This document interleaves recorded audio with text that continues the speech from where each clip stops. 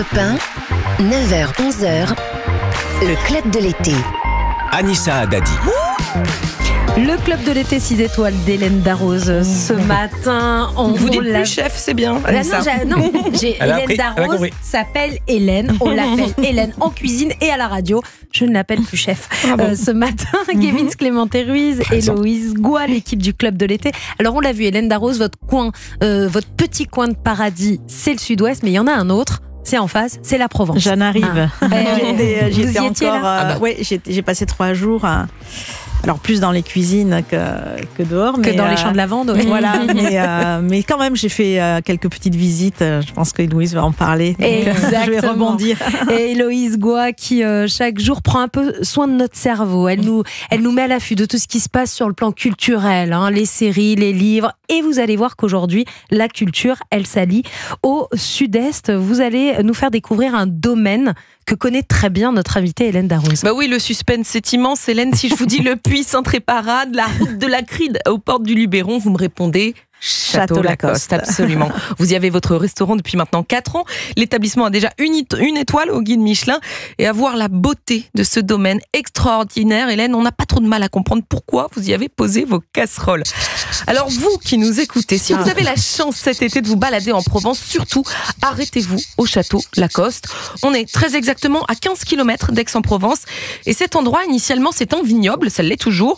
Mais en un peu plus de 20 ans, le lieu s'est agrandi en un domaine qui mêle aujourd'hui le vin, l'art, l'hôtellerie et la restauration. Donc, alors moi je vous propose de vous parler du côté artistique parce que je n'ai pas encore tout à fait les moyens de m'offrir une chambre là-bas, mais vous savez désormais comment me faire plaisir, Anissa. Bien sûr, je vais lancer une cagnotte. Mais croyez-moi, il y a vraiment de quoi faire un niveau culturel au Château Lacoste. Pour résumer, il s'agit d'une giga exposition permanente d'art contemporain en plein air.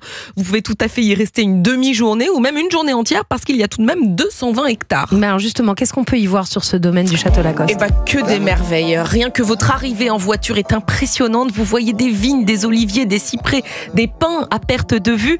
Vous sortez du parking via un magnifique bâtiment en béton lisse dessiné par l'architecte japonais Tadao Ando. Ce bâtiment est entouré d'un plan d'eau sur lequel est posée une gigantesque araignée de la célèbre sculptrice Louise Bourgeois. L'araignée qui fait 3 mètres, tout de même, il ne faut pas être trop arachnophobe. Ensuite, si vous avez de bonnes chaussures, vous vous baladez dans les vignes et dans les bois où sont nichées plus de 40 œuvres d'art contemporain, plus hallucinantes les unes que les autres. Alors, je vous dévoile pas tout, mais mon œuvre préférée, c'est Matter Earth, Mère Nature. C'est signé par la plasticienne française Prune Nourri. Si vous ouvrez bien les yeux lorsque vous surplombez le domaine viticole, vous verrez sortir de la terre une gigantesque silhouette, une silhouette de femme allongée sur le dos, en partie enfouie dans le sol. On y devine un visage, une poitrine et surtout un ventre très arrondi, comme si cette sculpture s'apprêtait à accoucher. C'est bien sûr une ode à la fertilité de la terre, c'est magnifique. L'œuvre a demandé 3 ans de travail et a mobilisé pas moins de 14 corps de métier. Ça vous donne une idée du schmilblick, à vous qui nous écoutez. Et on peut aussi trouver des œuvres d'architectes sur ce domaine. Et oui, et pas de n'importe quels architectes. Si vous continuez votre balade vers les bois, vous tomberez par exemple sur le pavillon d'Oscar Niemeyer, qui a tout simplement dans son palmarès une ville, Oscar Niemeyer, qui a construit la ville de Brasilia. Attendez, je vous trouve la bonne image. Ce pavillon en verre absolument somptueux accueille des expos.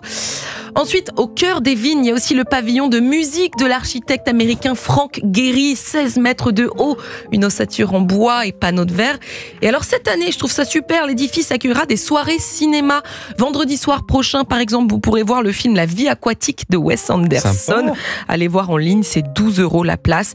Et puis, je sais que vous aimez un édifice en particulier, Hélène, c'est la chapelle de Tadao Ando. Il faut marcher une bonne heure pour y arriver. C'est un temple de calme et de spiritualité.